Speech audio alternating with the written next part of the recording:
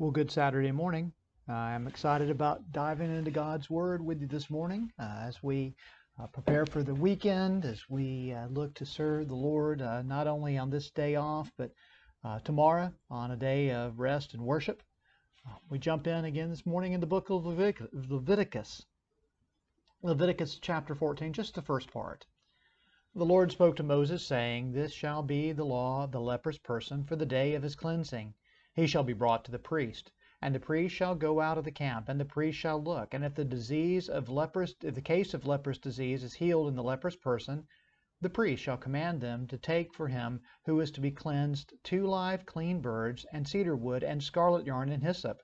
And the priest shall command them to kill one of the birds in an earthenware vessel over fresh water. He shall take the live bird, with the cedar wood, and the scarlet yarn, and the hyssop, and dip them and the live bird into the blood of the bird that was killed over the fresh water, and he shall sprinkle it 7 times on him who is to be cleansed of the leprous disease. And then he shall pronounce him clean, and shall let the living bird go into the open field.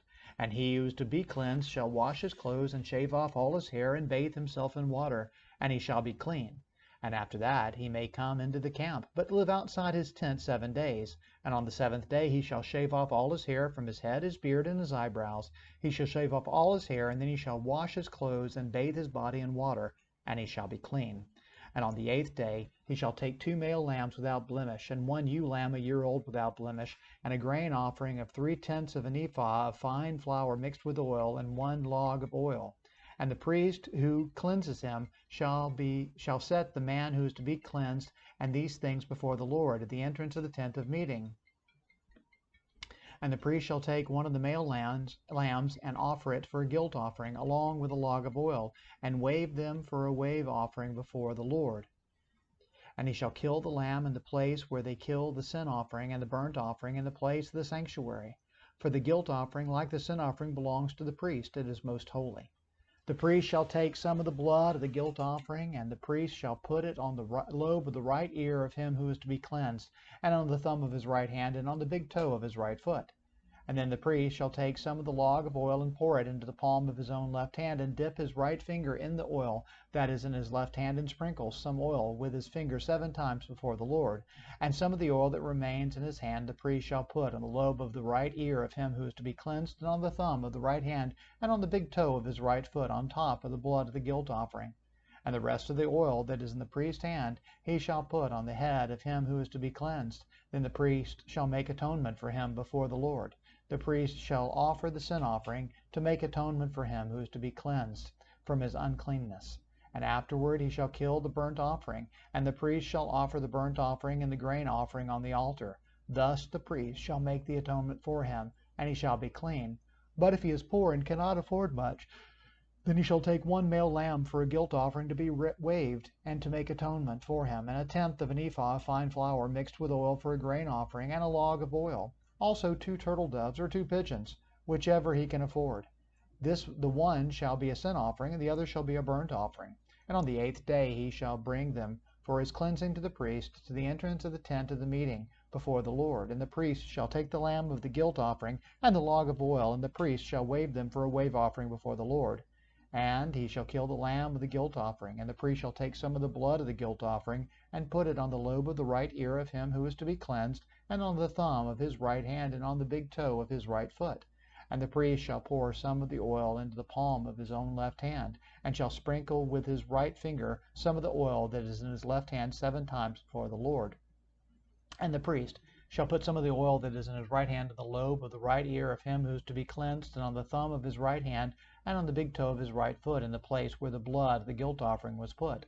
And the rest of the oil that is in the priest's hand he shall put on the head of him who is to be cleansed, to make atonement for him before the Lord.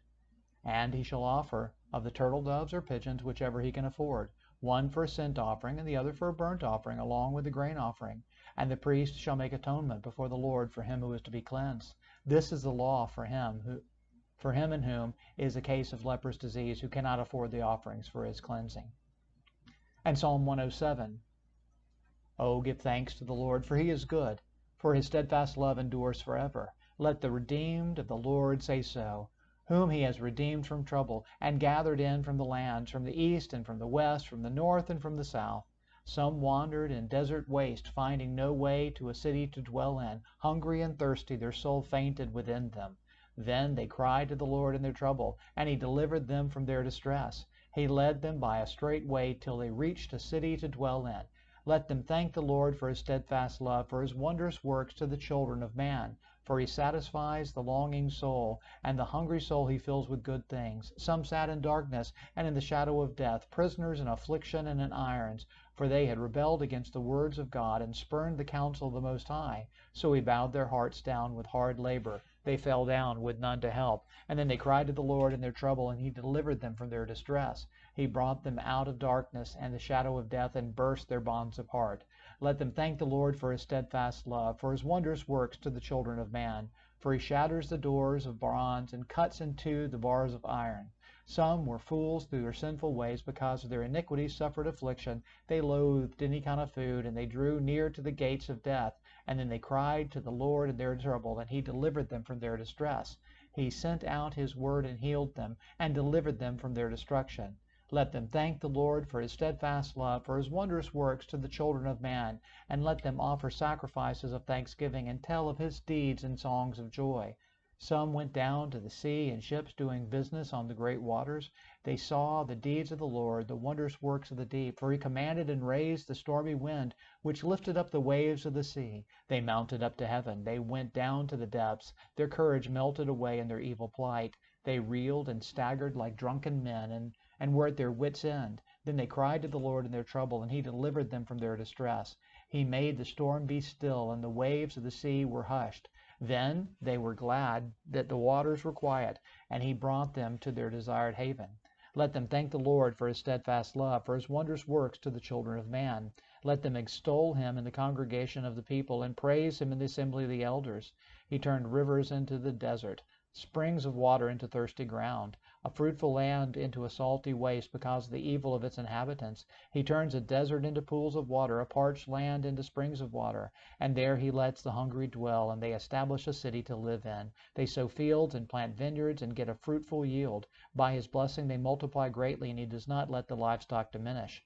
When they are diminished and brought low through oppression, evil, and sorrow, He pours contempt on princes and makes them wander in trackless waste. But He raises up the needy out of affliction and makes their families like flocks. The upright see it and are glad, and all wickedness shuts its mouth. Whoever is wise, let him attend to these things. Let them consider the steadfast love of the Lord. In Isaiah 15 and 16, an oracle concerning Moab, because Ar of Moab is laid waste in the night. Moab is undone because Kir of Moab is laid waste in the night. Moab is undone. He has gone up to the temple and to Dibon, to the high places to weep, over Nebo and over Medeba wails. On every head is baldness, every beard is shorn. In the streets they wear sackcloth. On the housetops and in the squares everyone wails and melts in tears. Heshbon and Elealeh cry out, their voice is heard as far as Yahaz. Therefore the armed men of Moab cry aloud. His soul trembles. My heart cries out for Moab. Her fugitives flee to Zoar, to Egloth Shelishiyah. For at the ascent of Luhith they go up weeping. On the road to Horonaim they raise a cry of destruction.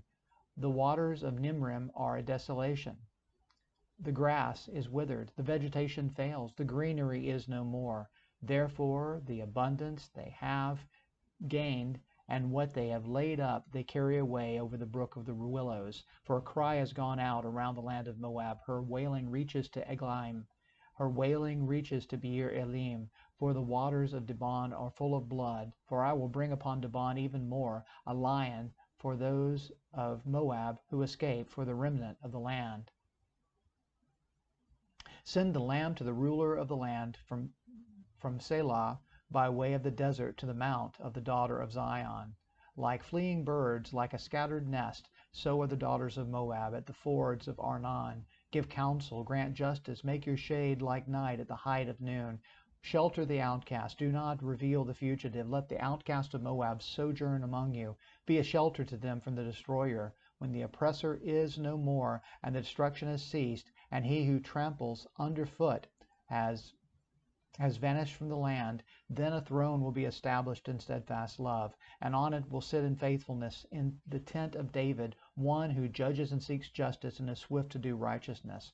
We have heard of the pride of Moab, how proud he is, of his arrogance, his pride, and his insolence. In his idle boasting he is not right. Therefore let Moab wail for Moab, let everyone wail. Mourn utterly stricken for the raisin cakes of Kir Hareseth. For the fields of Heshbon languish, and the vine of Sibnah.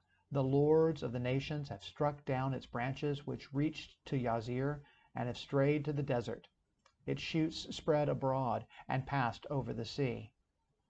Therefore I weep with the weeping of Yazir for the vine of Sibnah. I drench you with my tears, O Heshbon and Elealeh.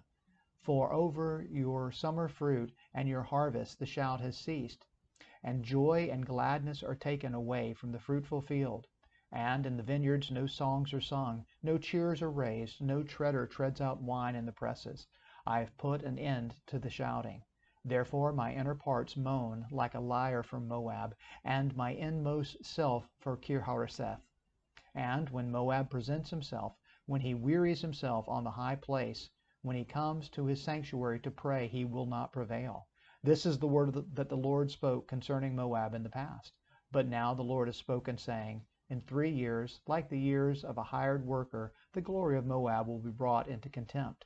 In spite of all of his great multitude, and those who remain will be very few and feeble. And 2 Corinthians 10, in the middle to chapter 12. But we will not boast beyond limits, but will boast only with regard to the area of influence God assigned to us, to reach even you. For we are not overextending ourselves as though we did not reach you. For we were the first to come all the way to you with the gospel of Christ. We do not boast beyond limit in the labors of others, but our hope is that as your faith increases, our area of influence among you may be greatly enlarged, so that we may preach the gospel in lands beyond you, without boasting of work already done in another's area of influence. Let the one who boasts boast in the Lord. For it is not the one who commends himself who is approved, but the one whom the Lord commends. I wish that you would bear with me in a little foolishness. Do bear with me, for I feel a divine jealousy for you, since I betrothed you to one husband, to present you as a pure virgin to Christ. But I am afraid that as the serpent deceived Eve by his cunning, your thoughts will be led astray from a sincere and pure devotion to Christ.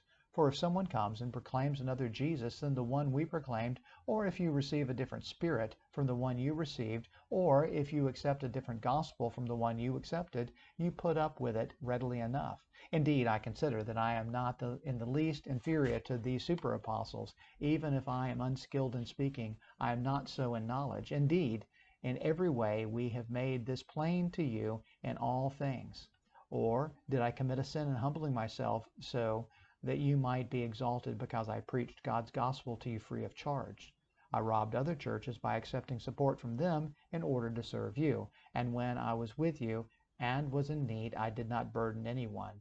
For the brothers who came from Macedonia supplied my need. So I refrained and will refrain from burdening you in any way, as the truth of Christ is in me. This boasting of mine will not be silenced in the regions of Achaia. And why? Because I do not love you? God knows that I do. And what I am doing I will continue to do in order to undermine the claim of those who would like to claim that in their boasted mission they work on the same terms as we do. For such men are false apostles, deceitful workmen disguising themselves as apostles of Christ. And no wonder, for even Satan disguises himself as an angel of light. And so it is no surprise if his servants also disguise themselves as servants of righteousness. Their end will correspond to their deeds. I repeat, let no one think me foolish, but even if you do, accept me as a fool, so that I too may boast a little. What I am saying with this boastful confidence I say not as the Lord would, but as a fool. Since many boast according to the flesh, I too will boast. For you gladly bear with fools, being wise yourselves. For you bear it if someone makes slaves of you, or devours you, or takes advantage of you, or puts on airs, or strikes you in the face. To my shame, I must say, we were too weak for that. But whatever else anyone dares to speak of, I am speaking as a fool. I also dare to boast of that. Are they Hebrews? So am I. Are they Israelites? So am I. Are they offsprings of Abraham? So am I. Are they servants of Christ? I am a better one. I am talking like a madman, with far greater labors, far more imprisonments, with countless beatings, and often near death. 5 times I received at the hands of the Jews the 40 lashes less one. 3 times I was beaten with rods. Once I was stoned. 3 times I was shipwrecked. A night and a day I was adrift at sea, on frequent journeys, and dangers from rivers, dangers from robbers, danger from my own people, danger from the Gentiles, danger in the cities, danger in the wilderness, danger at sea, danger from false brothers, in toil and in hardship, through many sleepless nights, in hunger and thirst, often without food, in cold and exposure, and, apart from other things, there is the daily pressure on me of my anxiety for all the churches. Who is weak, and I am not weak? Who is made to fall, and I am not indignant? If I must boast, I will boast of the things that show my weakness. The Lord and Father of the Lord Jesus, who is blessed forever, knows that I'm not lying. At Damascus, the governor under King Aretas was guarding the city of Damascus in order to seize me, but I was let down in a basket through a window in the wall and escaped his hands. I must go on boasting, though there is nothing to be gained by it. I will go on to visions and revelations of the Lord. I know a man in Christ who was 14 years ago caught up to the third heaven, whether in the body or out of the body I do not know, but God knows. And I know that this man was caught up into paradise, whether in the body or out of the body I do not know, God knows. And he heard things that cannot be told, which man may not utter. On behalf of this man I will boast, but on my own behalf I will not boast, except of my weaknesses. Though, if I should wish to boast, I would not be a fool, for I would be speaking the truth. But I refrain from it, so that no one may think more of me than he sees in me or hears from me, so to keep me from becoming conceited because of the surpassing greatness of the revelations.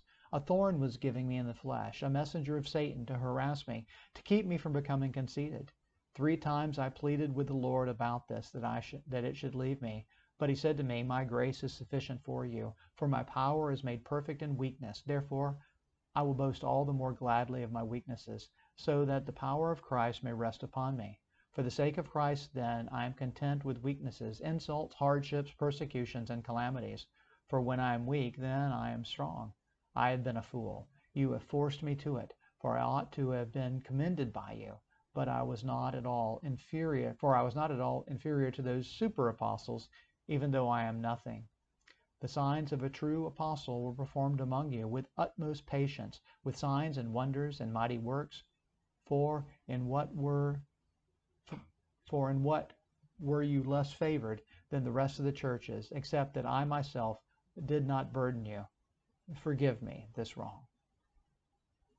Well, we thank God for these verses this morning. I pray that this Saturday is a productive day of rest, of work in homes, wherever the Lord calls us, but particularly in ministry in the fields which are ripe for harvest.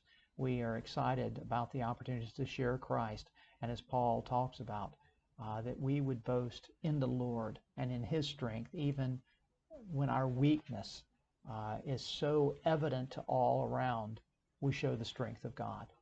May the Lord bless us today as we serve Him and prepare to worship Him in the house of the Lord tomorrow. God bless.